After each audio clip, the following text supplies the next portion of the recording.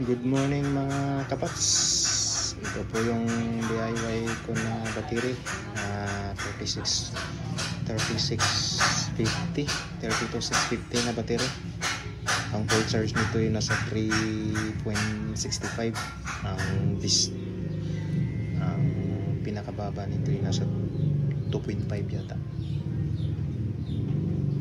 Ang bawat isa lang yan, pero tinotal yan nasa 14.6 yata ang pinakataas nito. 3650 lithium ion phosphate po ito siya. Lithium ion phosphate. Mayroon siyang BMS balancer module system. Ito po siya nagbabalance sa apat na battery. Ito rin siyang utak. Halimbawa na full charge, ikakat po nito sa BMS yung para di masira yung battery, pinoprotektahan. Pag discharge naman, kakat din po siya. Basta ito po yung pinakautak itong BMS na to. Ito siya. Ito yung main positive ko, tsaka yung negative ko. Yung negative na sa nakakonect sa BMS.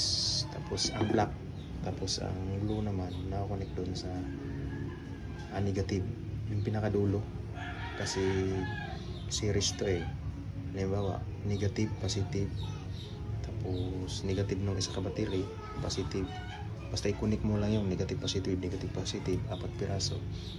Ang pinaka dulo nun, yun yung negative, i-connect mo to yung kulay blue na sa BMS.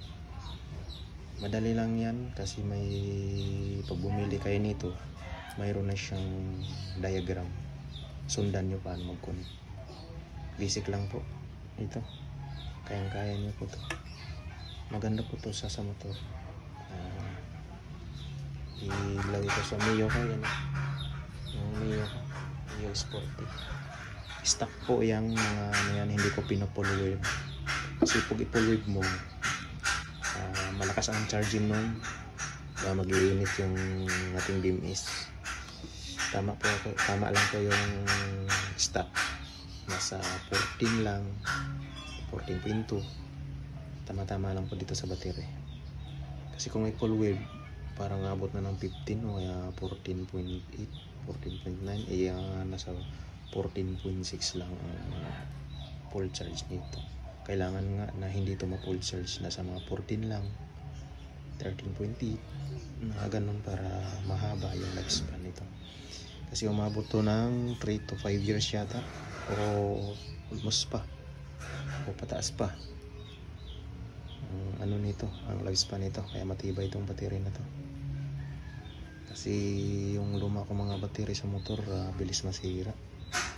Kaya nag-decide akong although na-testing ko na to, ayos talaga siya. Kinuha ko lang at binibidyohan.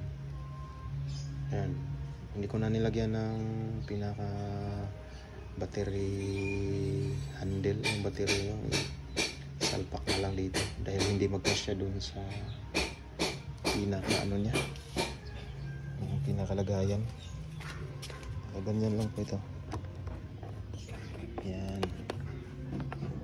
Ito, na-connect na natin ito. Connect ko na po.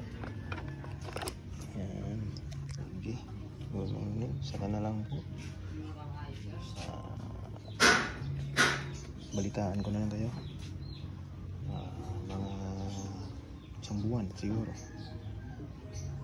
Salamat. God bless.